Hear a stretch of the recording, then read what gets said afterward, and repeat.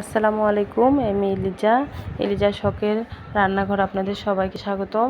আজকে আমি ঝিঙ্গা দিয়ে মিরকা মাছ রান্না করব, সেই রেসিপি দেখাচ্ছি। আর আমি শর্টকাট তাড়াহুড়ার জন্য একসাথে 2 তরকারি রান্না করব। আমি 2 তরকারির মশলা একসাথে দিয়ে দিয়েছি।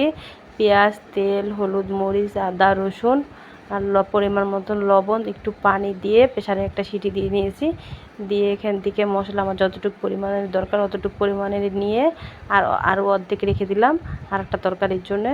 এভাবে করলে কি আপনি দেখবেন 5 মিনিটের ভিতরে আপনার 2টা তরকারির মশলা একসাথে হয়ে যাবে। এই টিপসগুলো আপনারা ফলো করবেন, কারণ অনেক সময় গেস্ট বেশি আসলে একটু তাড়াহুড়া লাগলে রান্না করতে দেরি হয়ে গেলে আপনারা এভাবে রান্না করবেন, দেখবেন আপনাদের জন্য অনেক সুবিধা হবে। এবং আপনারা আমাকে জানাবেন যে আপনাদের আমার টিপসগুলো কেমন লাগলো, তাহলে আমি আপনাদেরকে আরও টিপস দিব।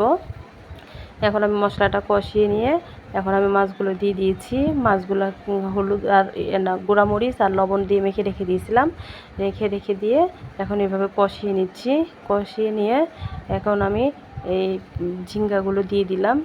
ঝিঙ্গাগুলো দিয়ে আমি হালকা করে দেয় কড়াইটা, ঝিঙ্গাও নরম, মাছটাও নরম, কষিয়ে রান্না করছি তো, মাছটা তো ভাজা রান্না করলে একটু শক্ত থাকে, কষিয়ে রান্না করলে মাছ বেশি লাড়া দিলে ভেঙে যায়।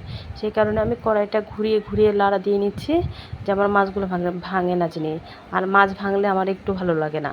এই যে এখন আমি কষিয়ে নিলাম। নেওয়ার পরে আমি পরিমাণ মতন ঝোল দিয়ে দিলাম। ঝিঙ্গাতে আবার বেশি ঝোল খাটে না, তাই অল্প দিলাম। একটু লবণ দরকার, তাই লবণটা আর একটু দিয়ে দিলাম। একটু ধনেপাতা দিয়ে দিলাম।